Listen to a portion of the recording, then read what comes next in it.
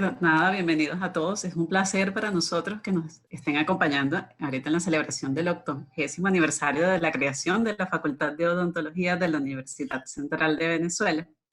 En nombre de las autoridades, del comité organizador y de mi persona como coordinadora de la conferencia en la mañana de hoy, agradecemos a todos su presencia. La siguiente conferencia tendrá una duración de 45 minutos y luego se dispondrán de 15 minutos para la realización de preguntas y las respuestas. Para ello pueden hacer el uso del chat y las leeremos una vez terminada la conferencia.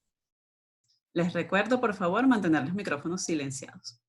Entonces, la mañana de hoy, 16 de julio, tenemos el gusto de presentar al doctor José Francisco Gómez con su conferencia titulada Trasplante de células estromales mesenquimales para la regeneración de la pulpa dental.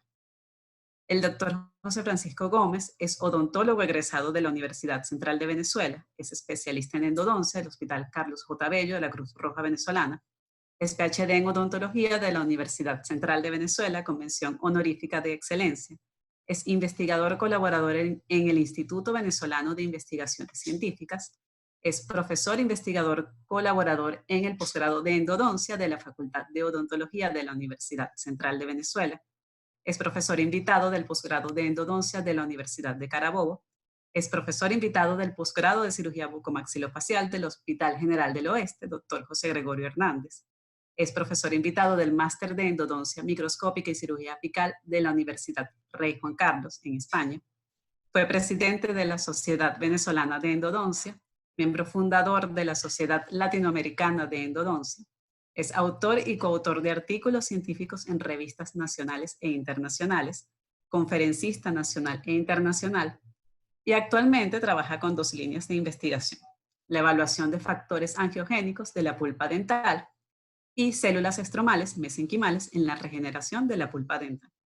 Entonces, bueno, por supuesto, para mí es un honor ser la moderadora del día de hoy con este invitado de lujo.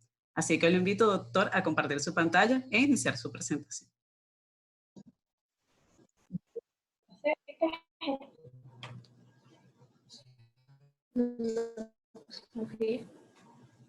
مهي بتضحك الجماعة الذكية بتقولي هي بتشبه شو جماعة نعصان عنها قاعدة تشكك نفسها اوكي عشان اعرف ايش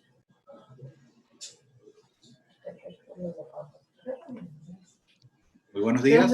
¿Se escucha? Sí, doctor, sí lo escuchamos. Vale, muchísimas gracias, Ana. No, para mí, de verdad, un gustazo y un placer que hayan pensado en mí para que diera una conferencia el día de hoy, en los 80 años de mi facultad. Muchísimas gracias a la doctora Nancy León, a la doctora Xiomara Jiménez y al doctor William por haber pensado en mí, en que yo podría aportar algo el día de hoy para la celebración de estos 80 años.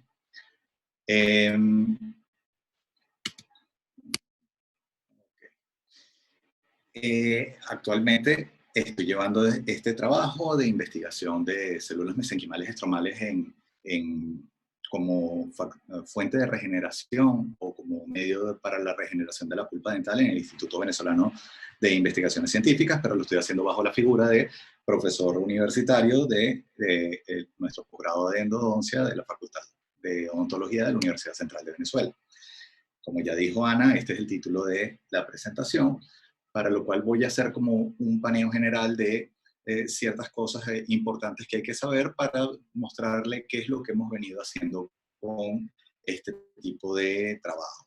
Déjeme decirle que, antes que nada, es un trabajo que se está haciendo acá en Venezuela, la totalidad se está haciendo con fondos propios. El doctor José Carrier, el director de la unidad de terapia celular, es el que se ha encargado de la adquisición de estos fondos mediante solicitudes a ciertas y determinadas organizaciones para que este trabajo pudiese llevarse a cabo.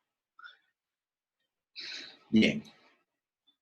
Tendría que comenzar diciendo de que las células vienen a ser el componente estructural de tejidos. Esos tejidos forman órganos y los órganos posteriormente van a formar sistemas. Si lo viésemos dentro de una perspectiva un poco más práctica, vendrían a ser como esos cubos de Lego que pues, se pueden armar, y cada vez que se construye algo, van a adquirir formas diferentes, pero en este caso van a tener incluso funciones diferentes. Bien, otra cosa que hay que saber es que la célula cumple un ciclo, o sea, inicia su vida, o sea, a partir de lo que es la mitosis en células eucariotas, y posteriormente va a cumplir ciertas fases hasta que posteriormente envejece y muere. Importante saber que dentro de esos ciclos hay un ciclo que es el G0, donde entran estas células de las cuales vamos a hablar, que es aquello donde quedan como en estado de quiescencia, es decir, que no se multiplican, sino se mantienen como población natural dentro de un grupo o dentro de un órgano. Bien, dentro de lo que son esas funciones, básicamente vamos a encontrar este fenómeno que viene a ser cuando ya entra en síntesis y en fase M, donde va a haber una mitosis, va a haber una división celular, y así se obtiene la multiplicación, la proliferación y posteriormente incluso para la renovación en caso de células mesenquimales estromales. Otra cosa que tendríamos que saber a nivel de las células vendrían a ser que ellas se comunican. Ellas se comunican, y para eso existe como una serie de mensajes que van a ir dados por medio de sustancias que son proteínas, y existen actualmente estudios que han identificado, tal cual como la piedra roseta que vemos acá, tratar de traducir esos jeroglíficos o esas proteínas que nos está produciendo cada célula para determinar cuál es la función específica que ellas quieren, ¿bien? O que van a cumplir. Esa comunicación en la célula se llama señalización. Y esa señalización viene dada por múltiples proteínas, como lo son los factores de crecimiento, neuropéptidos, moduladores de inflamación, etc.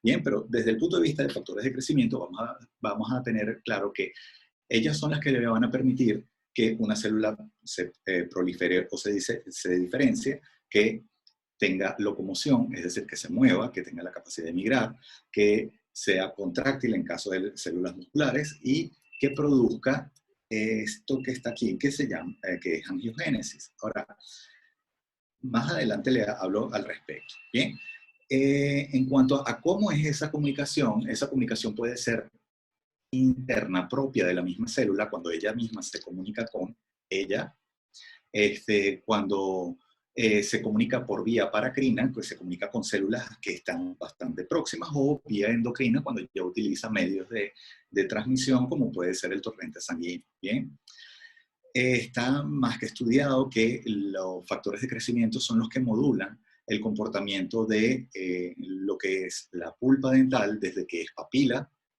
hasta que se forma un diente maduro. Estos son básicamente los trabajos, los aportes que ha hecho la doctora Irma Teslev desde los años 2003, por ejemplo. Ahora, para que todo esto ocurra, la célula necesita energía. Ahora, no vamos a entrar en una clase de bioquímica de cómo se obtiene la energía, pero sepamos que existen medios por los cuales se produce esa energía por medio de la glucólisis, la oxidación piruvato, ciclo de Krebs y posteriormente la cadena transportadora de electrones. Bien, eso se logra única y exclusivamente por la presencia de oxígeno. Es decir, tiene que existir oxígeno a nivel de estas células para que empiecen a metabolizar.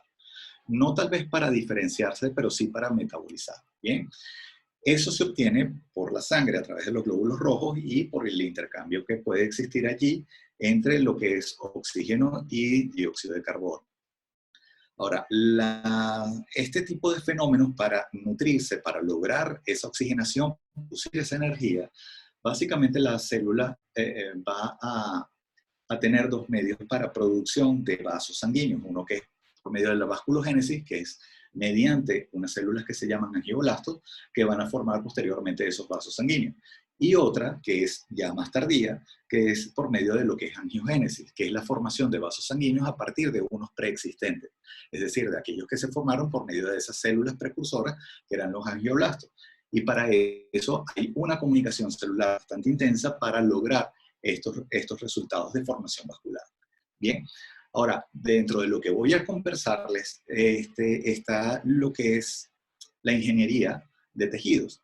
Ahora, en la ingeniería de tejidos siempre se ha pensado que esta tríada es lo que es súper importante, que son las células a las que se va a someter el estudio, señales de la señalización, que es por medio de cómo se comunican, y el andamio en el cual se encuentran para poder ejercer la función que se necesita. Otro factor que se está tomando en cuenta hoy por hoy viene a ser ese suministro de sangre. Bien, ahora con este suministro de sangre nosotros lo que vamos a determinar es que las condiciones se normalicen, se establezca algo que se llama normoxia y posteriormente haya un metabolismo celular. Bien.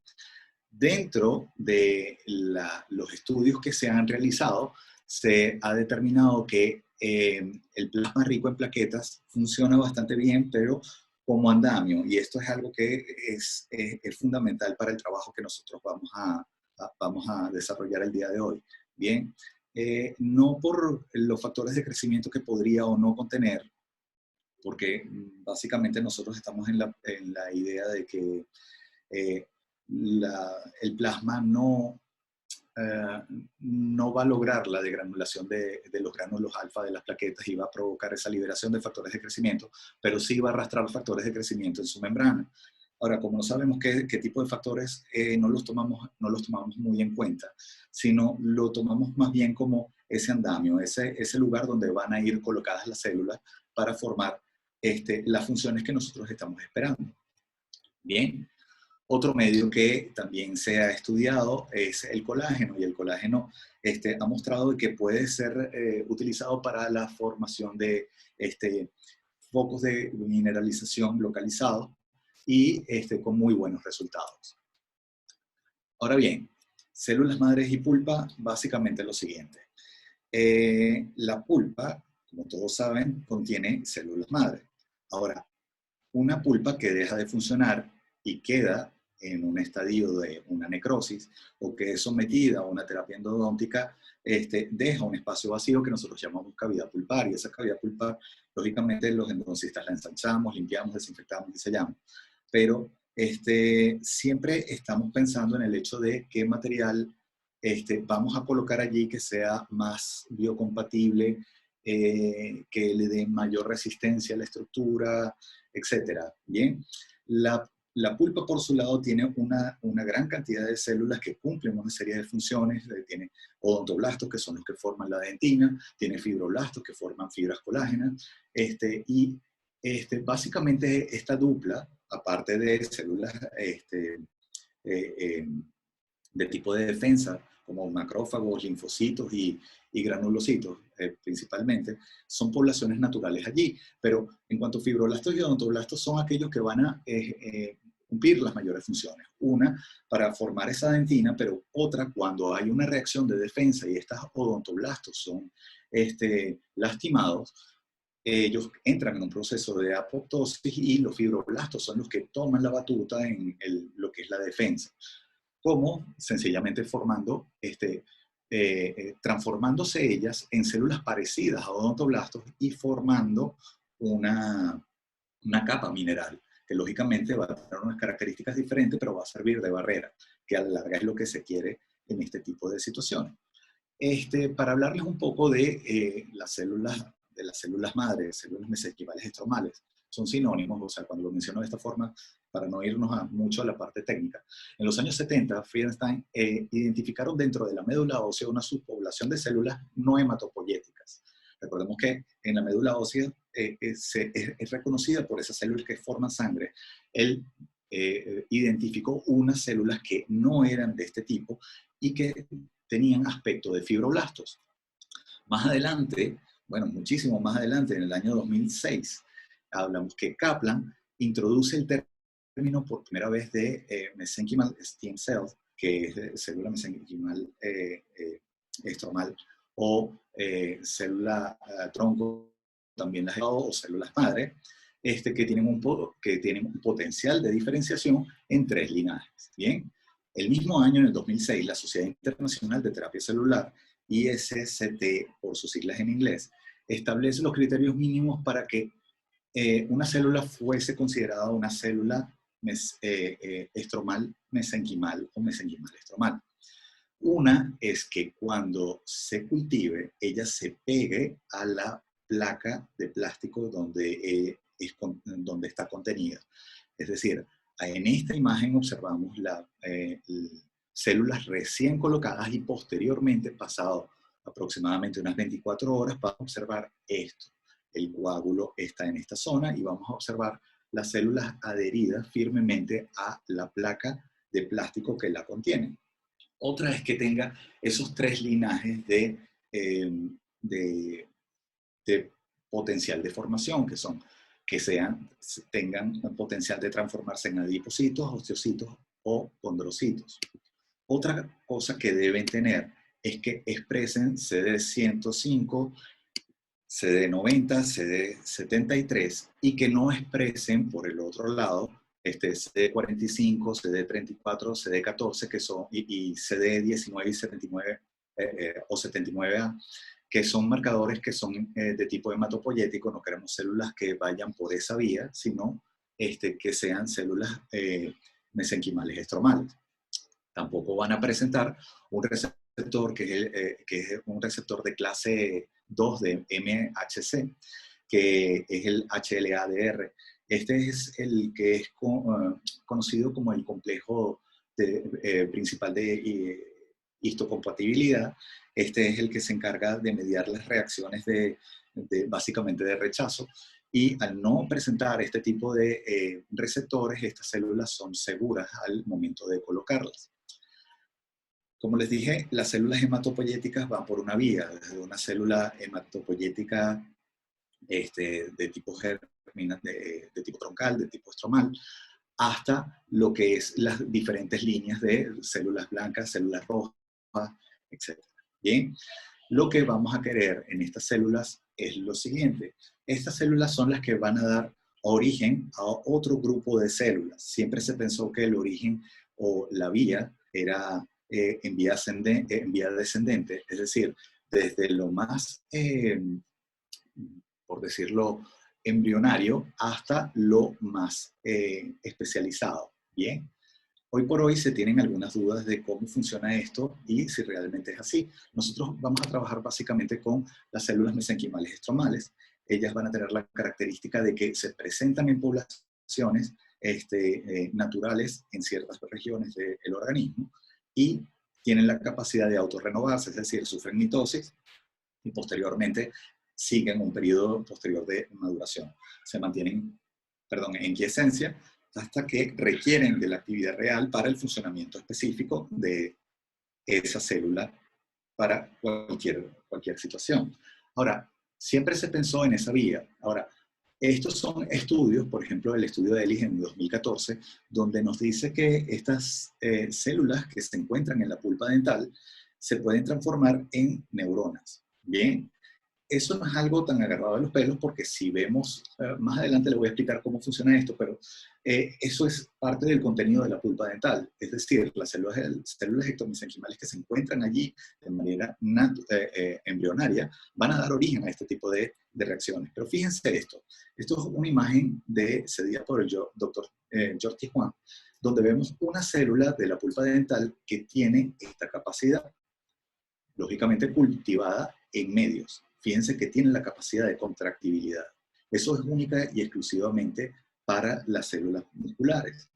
Esto no se ve en la pulpa dental y esto se logró hacer. Es decir, se pueden hacer saltos, pueden haber saltos de una cosa, de un tejido a otro tejido con alto porcentaje de éxito.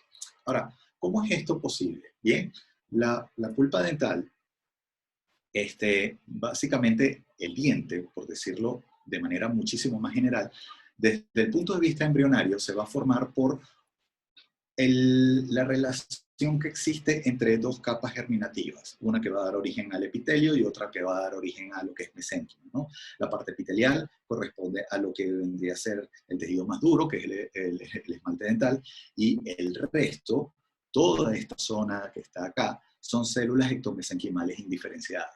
y ellas van a dar origen posteriormente a la dentina, al ligamento periodontal e incluso al hueso alveolar. Bien, todas las células que se encuentran en esta zona van a ser posteriormente diferenciadas y van a tener un cuadro específico de función. Por ejemplo, aquí tenemos cómo se empieza la diferenciación de lo que son ameloblastos y la conformación de los odontoblastos, respetando esa línea o esa membrana basal que existe, que la separa ambas. Bien, y vemos el desarrollo esquemático más o menos del diente, cómo se daría. En esas asas cervicales, posteriormente, lo que va a existir es una proyección, y esa proyección va a ser de tipo epitelial, que se llama asas cervicales, posteriormente se va a llamar vaina epitelial de Hurwitz. Esa posteriormente va a ir mineralizándose y va a dar la extensión a la raíz por medio de lo que es el proceso de formación de esta matriz orgánica y posteriormente focos de mineralización en esa zona. Bien. Para que el diente obtenga esta conformación. Vemos más esquemas de esto para que obtengamos un diente con estas características. Bien, básicamente cuando tenemos un diente maduro, vamos a tener en un corte histológico estas características. Dentina en esta zona, una capa de predentina, que es como una matriz orgánica que se mantiene allí, una banda de odontoblastos, una zona libre de células y posteriormente un área que está rica en células y donde hay numerosos vasos sanguíneos, terminaciones nerviosas. En esta zona también hay lo que se llama el plexo de Raschkow, etc. Bien, siempre manteniendo su estructura, manteniendo su función. Estos son proyecciones que se encuentran labradas dentro de o mejor dicho, son túbulos que están labrados en la dentina y que ocupan unas proyecciones que tiene esta célula, que son los odontoblastos, que son lo que llamamos fibras de Thomas. Bien, para que un diente tenga la función que nosotros conocemos. Ahora bien, existen situaciones donde la persona va a tener algún tipo de problema y el desarrollo del diente se va a ver alterado. Bien, hay condiciones hereditarias o genéticas o adquiridas. Entre las hereditarias o genéticas vamos a ver, por ejemplo, hipoplasia del esmalte, hipoplasia de la dentina, las adquiridas, por ejemplo, la caries y toda esta gama de situaciones que pueden ocurrirle a una persona. Bien. Ahora bien, produciendo ¿qué? Básicamente la exposición del tejido pulpar, su infección y posteriormente su muerte, trayendo como consecuencia un proceso periapical concomitante que pudiese afectar el funcionamiento de la estructura e incluso poniendo el diente en jaque, pudiendo incluso perderse. Ahora, el problema no es que el problema sean los niños, ¿bien? O sea, el problema es cuando ocurre en niños. Y está en fase de formación esa raíz. Ahora, cuando está en fase de formación esa raíz, tenemos lo siguiente. Estas estructuras básicamente se van a mantener como en un estado de animación suspendida, tal cual como quedaron, así se van a mantener. Y hay varios procedimientos que se han intentado. Es decir, si el diente sufrió un traumatismo o una caries por hipoplasia, ya sea del esmalte o de la dentina, en este estadio, básicamente el diente va a quedar en estas condiciones. Y eso es un problema, porque las paredes de la dentina van a ser bastante delgadas y la resistencia en términos de años en vida útil, o sea, va a ser bastante baja. Se piensa que incluso pudiese ser pensado de que una década es lo que pudiese durar un diente con estas características. Ahora, desde el punto de vista de la fisiopatología, ¿qué ocurre? Básicamente la fractura, la invasión bacteriana, por medio de ese paso que existe, esos túbulos dentinarios. Esto es una gran escala, en un microscopio electrónico de barrido, donde se observa gran cantidad de cocos desplazándose al interior del espacio pulpar. Posteriormente, esa pulpa infectada va a provocar una infección masiva, zonas de necrosis y posteriormente la necrosis completa, con infección del espacio periapical. Bien. Para lo cual, entonces, ¿qué tipo de tratamiento se debe ejecutar? Básicamente, bajo aislamiento absoluto, se hace la apertura de cámara, se hace la limpieza y conformación, se elimina todo el contenido séptico que se encuentra allí, se desinfecta el área y vamos a pensar que esto que está acá se va a mantener. Esto que está acá es lo mismo que está en esta zona. Es células madre provenientes de la papila apical. Bien, estas células se piensan que son bastante resistentes, tienen la capacidad de migrar y tienen la posibilidad de formar un tejido mineralizado a partir de su migración y activación. Bien. Más está decirle que en la boca ya está estudiado de que existen múltiples fuentes donde se encuentran células madre, incluso. Bueno, en todo el organismo hay células madre. Bien. Ahora, las alternativas terapéuticas actuales de este tipo de pacientes, donde hablo de que tenemos un trauma o que tenemos una caries y en la raíz no está terminada de formar, básicamente son la barrera apical, la revascularización y la inducción del cierre apical. Bien. La barrera apical consiste básicamente en, una vez desinfectado, como dijimos antes, se va a colocar un hidróxido de calcio dentro de la estructura y dentro de un plazo de unos 15 a 30 días se coloca una barrera de MTA. En esa barrera de MTA la vamos a utilizar como tope para que el material de sellado no se vaya a ir por fuera al espacio del periápice. Es decir, la gutapercha no vaya a pasar fuera de ese espacio. Bien. ¿Qué desventajas trae? ¿Sí? Hay como... ya. Por favor, les recordamos que mantener los micrófonos silenciados. Un momentico, ya va, espera. Si hay fallas técnicas, entonces vamos a esperar un momento.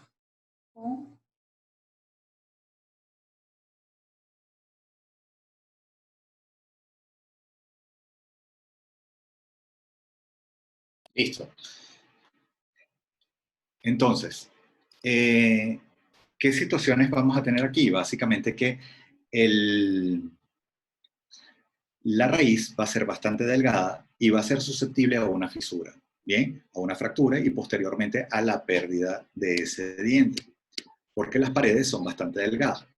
Otro es la inducción del cierre apical, que es la colocación de hidróxido de calcio de manera reiterativa por un espacio de tiempo que va desde los 6 meses hasta los 18 meses, con la finalidad de que se forme un tope apical de manera natural.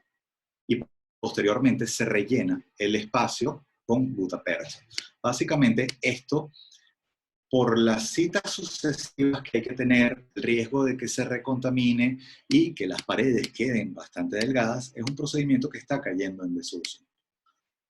Otro tipo de procedimiento que se está haciendo es el llamado revascularización, o lo que se conoce en algunas partes como endodoncia regenerativa, que es la inducción de formación de un coágulo dentro de la luz del conducto, activando, o sea, una vez que se medica el espacio del conducto radicular, se coloca un instrumento, se provoca una hemorragia tratando de romper ese espacio donde se encuentran esas células de la papila apical, tratar de arrastrarlas al interior del conducto radicular, y ese coágulo posteriormente ha mostrado que ejerce una acción.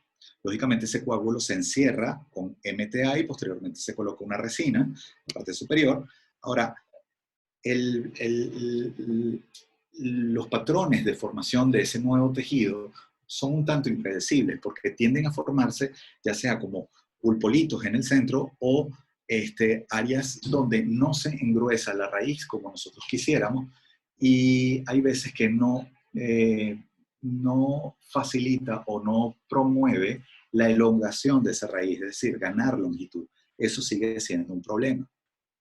Bien, ahora, en función de este tipo de situación problemática que tenemos, ¿qué fue lo que nosotros planteamos? ¿Qué pasaría si nosotros colocamos un coágulo de células mesenquimales estromales provenientes de médula ósea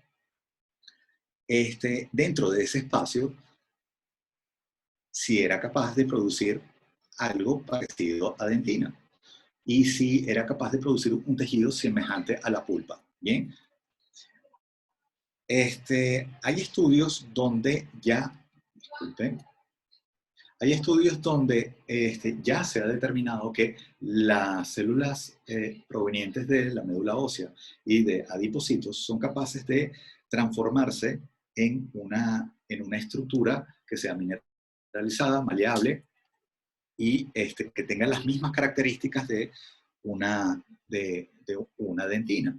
Es por eso que nosotros entramos entonces a una fase 1, una fase in vitro, donde agarramos un diente, lo seccionamos y le quitamos la corona. Bien, al quitarle la corona, nosotros lo que hicimos fue limpiar y conformar ese diente con una lima muy, muy grande de un sistema rotatorio. Irrigamos con hipoclorito de sodio al 5,25%, 2 mililitros por vez. Posteriormente se remojó en hipoclorito de sodio por aproximadamente unas 4 horas y se enjuagó y se mantuvo en PVC hasta que se utilizara. Estas raíces, posteriormente lo que hicimos fue llenarlas de un líquido para determinar el volumen que tenía, para así tener la relación del volumen que íbamos a necesitar para la preparación de esa estructura que íbamos a implantar.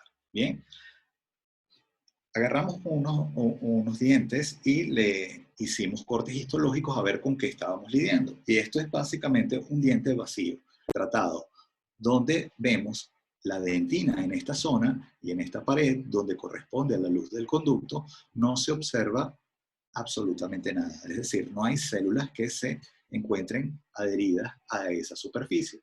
Eso era lo que nosotros estábamos esperando. Pero necesitábamos el control para tener la certeza de que esto era lo que estábamos logrando. Al microscopio electrónico de barrido podría verse algo como esto, donde se ve básicamente los túbulos, la dentina completamente limpia, los túbulos dentinarios totalmente vacíos. Bien, medimos la capacidad volumétrica de esa raíz y posteriormente preparamos una estructura, un coágulo, donde utilizamos PRP, plasma rico en plaquetas, como lo había dicho anteriormente, únicamente como andamio. Bien, y le colocamos células mesenquimales estromales. A ver qué ocurría. Entonces, pusimos varios coágulos en medios de cultivo, que se ven acá, y a nivel de estos dientes. Bien, serán varios grupos. Esto es lo que ocurría en el coágulo, es decir, el coágulo únicamente en la estructura de la placa de plástico. Esto es recién colocado.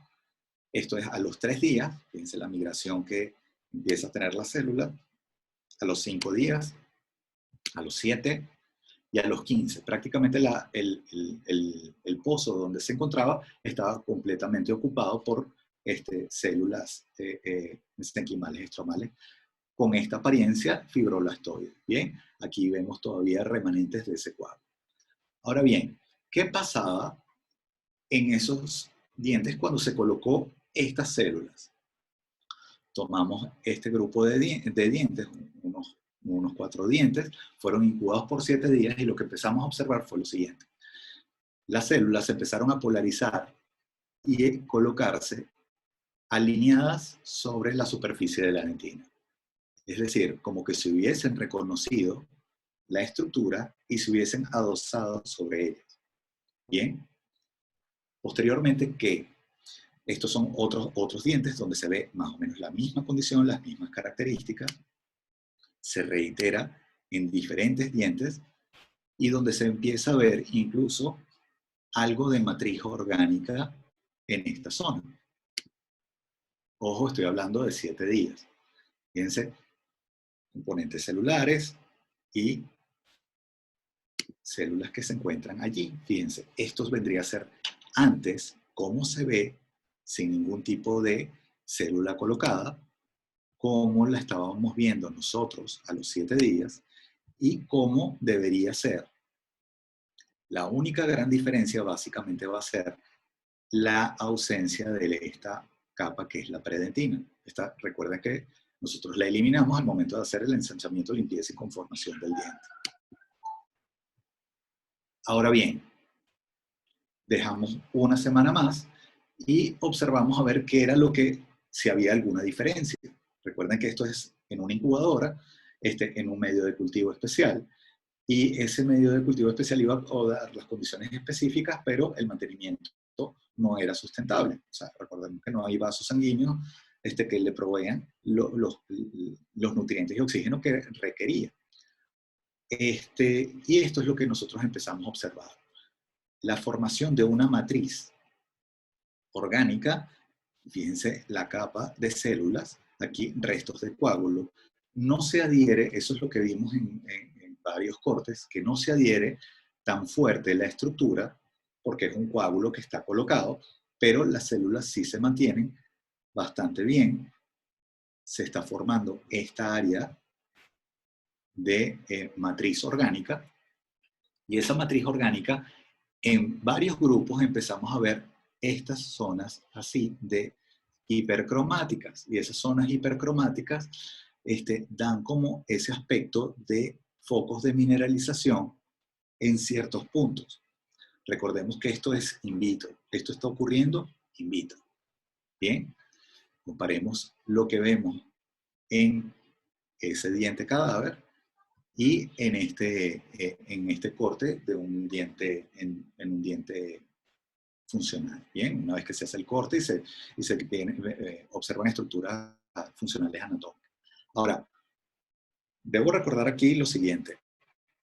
Aquí estamos planteando un esquema de trasplante halogénico, es decir, las células no provienen del mismo paciente, que es el dueño de esa raíz. Fueron tomadas de otro paciente que fue sometido a un procedimiento quirúrgico por presentar un defecto a nivel de lo que es cicatrización de una fractura, ¿bien? Algo que se llama artritis, ¿bien? Ahora, la situación viene a ser lo siguiente, una pseudoartrosis, ¿bien? Esa pseudoartrosis cuando no se consolida, básicamente queda como un tejido fibroso, no hay un soporte adecuado, y entonces, claro, si no hay un soporte adecuado, esta persona tiene que ser sometida a un procedimiento quirúrgico en el cual se expone la médula ósea, y de esa médula ósea fue que se extrajeron este tipo de células.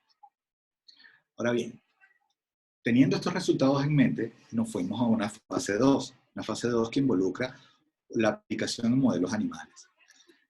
Tengo que decirle que en este punto, las personas que son susceptibles a ciertas imágenes donde muestren algo crudo, tipo cirugía, o que corresponda a un animalito que está siendo bajo experimentación, o sea, no nos miren su pantalla, pero déjenme decirles que todos estos animalitos de experimentación fueron tratados bajo los protocolos de bioética necesarios, son criados para ello, son desarrollados para este tipo de trabajo, y se les trata con muchísimo respeto.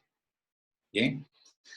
Básicamente lo que nos propusimos fue hacer dos tipos de constructos. Uno donde colocábamos células IPRP, y unas células las íbamos a activar para hacerlas o transformarlas en células de tipo endoteliales, y otro exactamente igual, pero agregándole microperlas de colágeno, ¿bien? Y ver qué era lo que ocurría. Esto fue nuestro grupo piloto de cinco animalitos. Entonces, ¿qué es lo que se hacía? Una vez que se colocaba, tal cual como se hizo en el experimento anterior, las células dentro del conducto radicular se implantaron ahora en un animal. Y íbamos tomando radiografías a lo largo del tiempo. Cosas que empezamos a ver. Problemas asociados al tema de identificación de estructuras que se estuviesen formando por superposición de costillitas, paticas, columna vertebral, etc.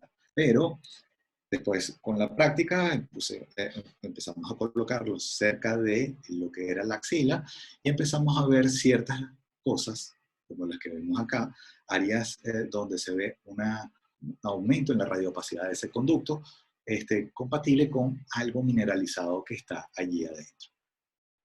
Una vez que se cumplieron 4 meses, los animales fueron sacrificados y esta fotografía cumple la función siguiente: para mostrar el grado de integración que tiene el diente al ratón.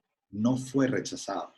Es decir, no se formó un proceso inflamatorio, no hubo una situación de donde hubiese un absceso, un proceso infeccioso, o que la raíz se empezara a destruir, etc. ¿Bien?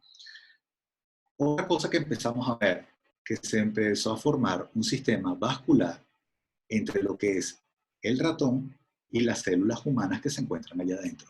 Es decir, estamos hablando de algo que se llama seno-injerto, es decir, unas células que se colocan a un organismo de otra especie. Bien, entonces vemos que hay compatibilidad, que se unen estas células, que se forma una estructura vascular que alimenta a ese diente. Si nos fijamos de la imagen de la izquierda, esta que estoy marcando, esto es la cámara pulpar, esto es la imagen que nosotros vemos cuando abrimos un diente para hacer el tratamiento de conducto al microscopio operatorio. Esto era lo que yo veía al momento de sacar el implante de ese diente. Vemos una red vascular real que entra hacia el interior de ese conducto radicular. Posteriormente, estos dientes fueron eliminados, fueron fijados para formaldehído y preparados para cortes. Y esto fue lo que empezamos a ver. Esto corresponde al grupo, para simplificárselo de alguna manera, de células madre sin perlas. Se empezó a formar esta estructura nueva, que es estructura de tipo semejante a la dentina. ¿Ok? Es decir, los conductos empiezan a disminuir su luz. Empieza como esta zona a estrecharse. Si nos vamos a las condiciones de un paciente con un trauma y que eso no permitió que se formara la raíz por completo, tenemos básicamente que esto vendría a ser lo que nosotros necesitaríamos en ese punto. Fíjense estas características, fíjense cómo se empieza a perder la luz de ese conducto, fíjense las características de la dentina de antes con lo nuevo que se está formando, parte acá, restos de ese tejido que se encontraba allí. Lo malo es que el tejido tiende a no adherirse tanto como lo hace la pulpa dental, pero sí deja un resultado en términos de producción. Más imágenes de este tejido que se formó acá. Más adelante tengo otras imágenes buenas. Áreas de mineralización sueltas o libres, son compatibles con lo que se produce en la pulpa dental, que son conocidos como pulpolitos libres. Esto es el grupo a los cuales le colocamos estas perlas de colágeno. Vemos que sí hay formación de ese nuevo tejido acá, pero empezamos a ver que había mayor concentración de focos de mineralización en las perlas de colágeno que se habían colocado. Bien, igualmente se forma un tejido Aquí el tejido un poco más maduro, zonas de mineralización. Fíjense esto, aquí incluso se ven áreas compatibles con vasos sanguíneos, donde hay establecida una vascularidad, de hecho había hemorragia en ciertas zonas. Otra imagen más donde se ven esos focos de mineralización provocados por el colágeno colocado en fragmentos de tipos de perla, mayor aumento, fíjense, áreas de mineralización, se va perdiendo el colágeno y se va sustituyendo por área mineralizada. Fíjense, áreas donde hay hemorragia. Y esta es una de las imágenes que más llama la atención. Esto es básicamente un pulpolito creado por una perla de colágeno, donde vemos que hay una integración entre lo que es la dentina existente y esto parecido a la dentina dentro del conducto radicular. Esto se veía radiográficamente de esta manera. Fíjense a un mayor aumento donde no se ve la unión entre un tejido y otro. Fíjense cómo se observa la dentina, cómo se observa los lugares de unión. Lógicamente tienden a ser no con estas características donde se encuentran estos túbulos, sino tiende a ser algo más compacto, por decirlo de alguna manera, pero tienen las mismas características desde el punto de vista histológico que una dentina. Esto actualmente se está trabajando y se está progresando con respecto a su publicación, ya está en discusión en una revista. Ahora bien, con estos resultados, nosotros tratamos varios ratones, vimos varias alternativas, vimos cuáles eran las mejores condiciones para realizar un tipo de procedimiento para aplicarlo en algunos pacientes. Y es cuando nosotros entramos a una fase de aplicación en humanos hace unos 8 meses. ¿Bien? Entonces, ¿qué hicimos? Esto para acá es para mostrarles nuestros 5 candidatos a los cuales nosotros hicimos el estudio. Está el doctor Cardier, el director de la unidad de terapia celular, la doctora Dilana Díaz, personas que nos han servido de colaboración, y la doctora Olga Witty, que bueno, ha sido de verdad el motores en este tipo de estudio. Ese día se hizo el primer implante de células estromales mesenquimales acá en Venezuela, basado en un protocolo siguiente. Bien, no les voy a hablar mucho de esto porque realmente esto es ya lo que estamos haciendo ahorita. Tenemos varios protocolos abiertos, tenemos varias cosas que estamos haciendo, pero bueno, debido a lo que es coronavirus, o sea, lamentablemente nos hemos retrasado y las cosas no han fluido como nosotros queríamos, pero el protocolo es básicamente igual, ¿no? Donde hacemos una limpieza y desinfección del conducto radicular y regamos con hipoclorito de sodio. Y una vez que tenemos el conducto limpio y desinfectado, colocamos hidróxido de calcio. Estandarizamos la colocación del hidróxido de calcio por 15 días. Y posteriormente, se colocaba dentro de la estructura el coágulo con células mesenquimales indiferenciadas y células cultivadas para células endoteliales. Se colocaba una capa de biodentin y posteriormente una resina. Al momento de colocar esto, sencillamente se mantenía un patrón de observación y anotábamos los cambios. Como le digo, no le voy a mostrar mucho con respecto a esto, pero lo que nosotros buscábamos al realizar este tipo de procedimiento era básicamente esto, que se formaran paredes que engrosaran el diente y que lográramos algo más de longitud de esa raíz para simular lo máximo posible a lo que podría ocurrir en un diente en desarrollo normal. Pensábamos que esto iba a ocurrir en aproximadamente unos 4 a 6 meses, de acuerdo a lo que habíamos visto en modelos de ratones. Hoy por hoy este es uno de los casos de los cuales tratamos.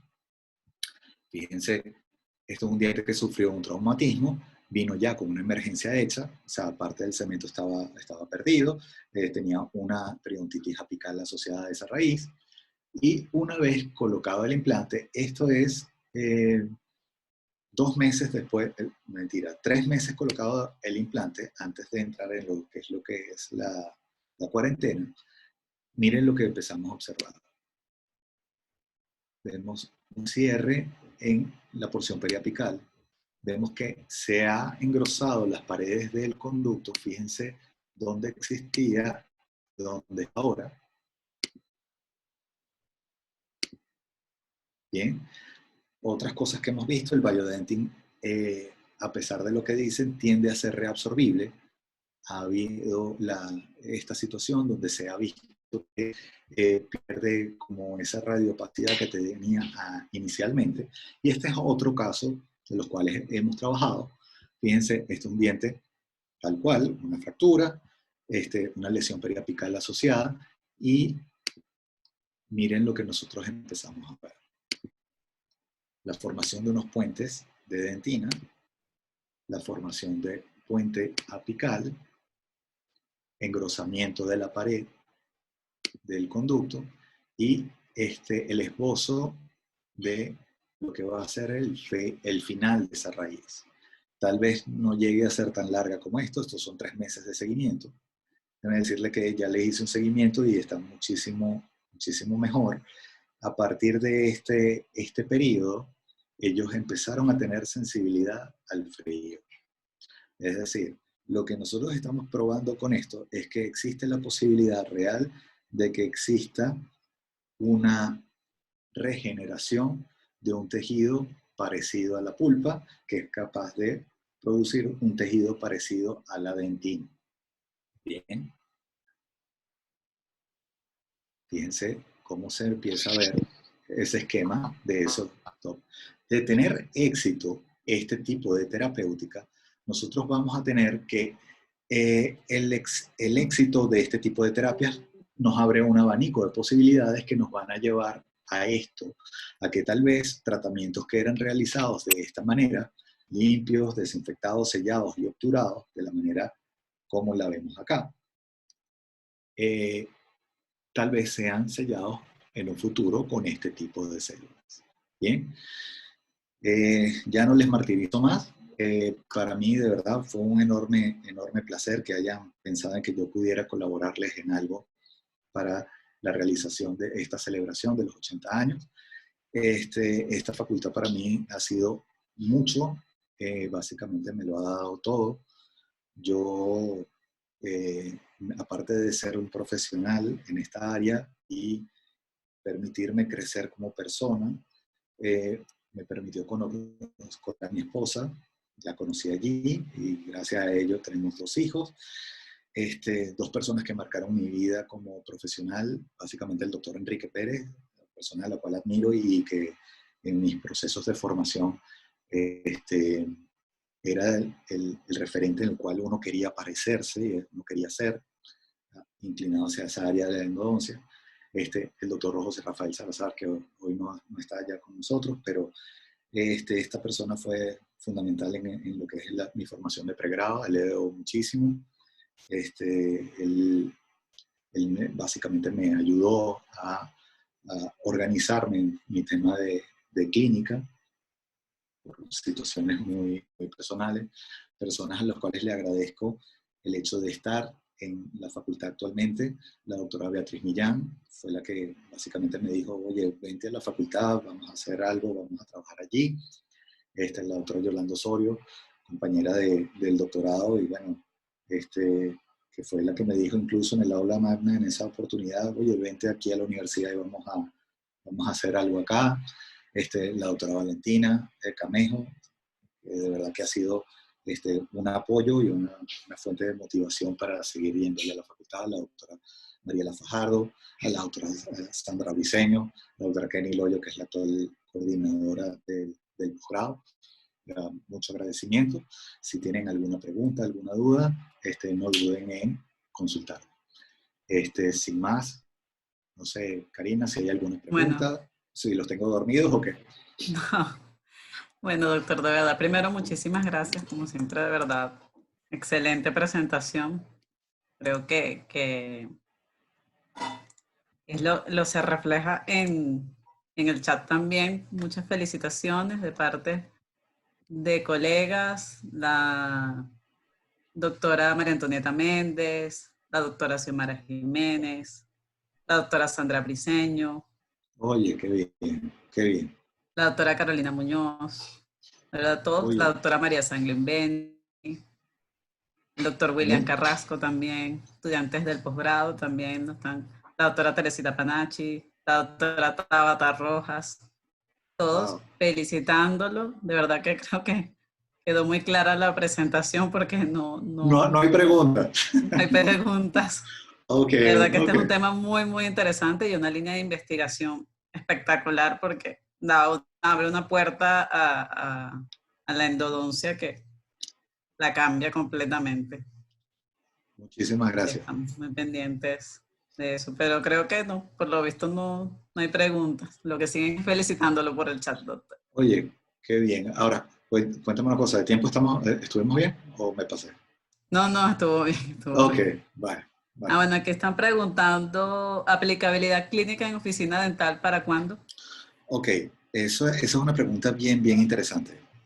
Para el momento en el cual entramos en cuarentena, eh, nosotros íbamos a empezar un protocolo de pacientes que habían sido tratados endodónticamente, habían tenido un fracaso, y íbamos a implantarles células madre, es decir, revitalizar dientes que estaban descelularizados ya producto de un tratamiento de conducto.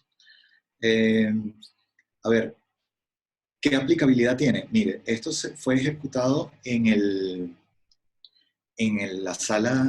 la sala clínica del servicio de odontología del IBI, en condiciones tal cual como las que podríamos tener en el posgrado de endodoncia de la facultad o en cualquier clínica.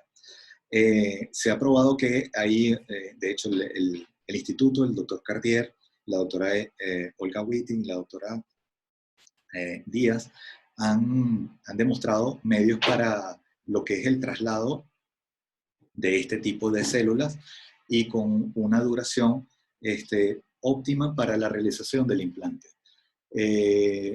Aplicable, sí es, 100%. En términos de costos, estamos pensando en costos y realmente, lógico, es muy apresurado decir, pero no son los costos que, que de repente se han planteado en otros estudios. Porque déjeme decirle una cosa, estos son trasplantes de células, trasplante halogénico, no es propio del paciente. Es decir, las células provienen de un banco, provienen de médula ósea de otro paciente. Y la capacidad de mantenerlas en un banco y poderlas procesar para luego o tenerlas ya todas preparadas para realizar un grupo, es algo que puede bajar muchísimo los costos y tener una aplicabilidad real. De hecho, nosotros estamos continuando la adquisición de fondos para, el doctor Cardier se está encargando de todo eso para que esto sea de una manera sostenible y poder empezar a tener una casuística más amplia y poder, bueno, manejar todo lo demás. ¿Alguna otra pregunta? Sí, aquí la doctora Xiomara Jiménez le hace dos preguntas. Le Sí. pregunta que qué lo motivó para realizar esta investigación Uh-huh. y también le pregunta hipotéticamente, ¿los resultados pueden ser mejores en dientes jóvenes? A ver, ¿qué me motivó? Bueno, mi esposa dice que tal vez mucho tiempo, ¿no?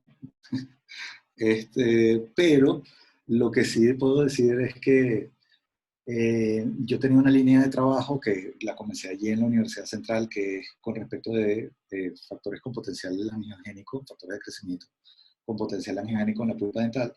Y siempre he pensado que la pulpa es un tejido que está siempre sobretratado, ¿bien?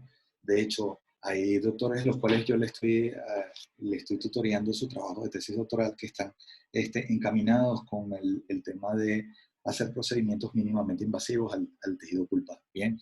Eso es básicamente lo que me ha motivado a hacer este tipo de trabajo.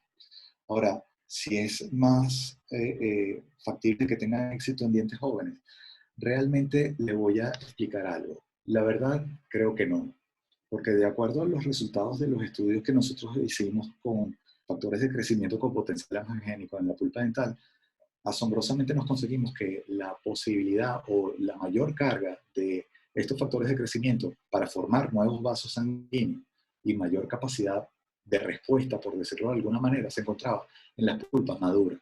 Es decir, el medio alrededor del diente es propicio para que siempre haya una actividad de este tipo y con una probabilidad de éxito. Actualmente no tengo respuesta de estudios que yo haya realizado al respecto, pero las perspectivas es que sí va a tener unas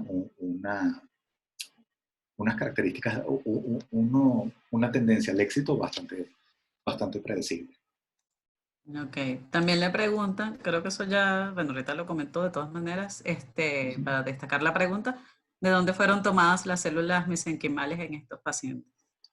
Ok, no fueron de esos pacientes, fueron de otros pacientes que por motivos de pseudoartrosis se le hizo una intervención quirúrgica donde iban a estar en contacto con la médula ósea y previo consentimiento de este paciente, extracción de estas células mesenquimales estromales y fueron llevadas a un banco, tratadas y cultivadas para este fin. ¿Qué otra cosa? No, nada. No fueron propias del paciente, fue un implante halogénico. La doctora María Sanglimbeni pregunta si hay algún estudio en pacientes con resorciones radiculares. Por lo pronto, no. Lo que pasa es que con el tema de las resorciones radiculares es un tema un poquito más complejo, porque hay unos activadores que se empiezan a expresar en los macrófagos y entonces ya la célula se transforma como en esto, ¿no? Como un dentinoclasto, por decirlo de alguna manera. Hay una expresión de unas proteínas que son Rankel, que son capaces de activar y empezar el proceso de mineralización. Actualmente no, lo primero que tendríamos que hacer es pensar en vaciar esa estructura y colocar allí células madres. Sí, ahora, lo complicado de un estudio con esas características básicamente es el hecho de conseguir los pacientes, ¿no? Que tengan esas características puntuales. Pero una vez conseguido, sí, probablemente se puede hacer un implante, lógicamente tratando con un protocolo muy minucioso de desinfección y de eliminación de todo ese componente orgánico con la finalidad de ver si de esa manera pudiese regenerarse esa área. Está interesante esa propuesta, pero tal vez manejada como caso clínico estaría muy bien. Sí, de Muy verdad, buena porque el idea por la tema, doctora. sí, es verdad, y verdad que sí, porque el tema de las resorciones radiculares también tiene su punto delicado Sí, allí. sí. También le preguntan que si el procedimiento del implante no sería más complejo en molares por la anatomía que ellos Sí, presentan, pues. sí, claro. Comenzamos primero con dientes monorradiculares, precisamente para ver cómo íbamos a manejarlo. Actualmente lo estamos haciendo con una pipeta de laboratorio, estamos colocando el implante allí, pero después nos dimos cuenta de que si yo compactaba ese implante como un shielder, por ejemplo, no sufría deformaciones ni tampoco dañaba el coágulo. Entonces eso nos abre un abanico de posibilidades y de hecho los pacientes que teníamos para implante para marzo eran molares. Pero bueno. Bueno, razones ya mayores. Sí, señor. Bueno, de verdad Sí, que ya no hay más preguntas, siguen las felicitaciones y el orgullo muchas por gracias. parte de los distintos doctores de que este tipo de investigaciones y que se esté realizando esto en el país. Y Sí, muchísimas señor. gracias, doctor, de verdad, de parte de todos los que se han expresado por el chat, de parte de la comisión, de todos los participantes, de parte de la comisión organizadora. Muchísimas gracias por tan excelente conferencia. Entonces, aquí le hago, la comisión organizadora y de Facultad de Odontología, perdón, ya va, que se volvió como presentación, un segundo. La Okay. comisión organizadora le hace llegar este certificado, ya un segundito, porque tengo un error aquí No hay problema, el cariño es el mismo. no, para pasar el certificado, pero es que lo lo puse tipo presentación. Ok. No, era aquí que lo tenía que poner. Vale, para mí es un gustazo haber estado aquí, o sea, y que de verdad hayan pensado en que yo podía ofrecerle algo. También es una lástima para mí que, bueno, una lástima no, bueno, ahorita sí tengo la oportunidad, pero yo egresé del posgrado cuando yo estaba viendo lo del currículo y el currículum suyo y usted empezó a colaborar en 2015 y ese fue el año que yo egresé del posgrado y no tuve la oportunidad de compartir con usted dentro del posgrado. No, bueno, Pero bueno, ya, ahorita ya habrá en la otras carrera oportunidades. docente. Claro que sí, Exacto. claro que sí. Entonces, bueno, aquí se otorga este certificado al doctor José Francisco Gómez Sosa por su apoyo y valiosa participación en el ciclo de conferencias en el marco del 80º aniversario de la Facultad de Odontología de la Universidad Central de Venezuela, Caracas 2020, firmado por la decana, la doctora Nancy León Martínez, y la doctora Xiomara Jiménez de Salazar, directora de posgrado. Bueno, muchísimas gracias. Muy, muy amable. Muchísimas gracias a usted, doctor. Muchísimas gracias a todos los que nos acompañaron el día de hoy. De verdad ha sido para mí un honor acompañar al doctor y acompañarlos a todos ustedes.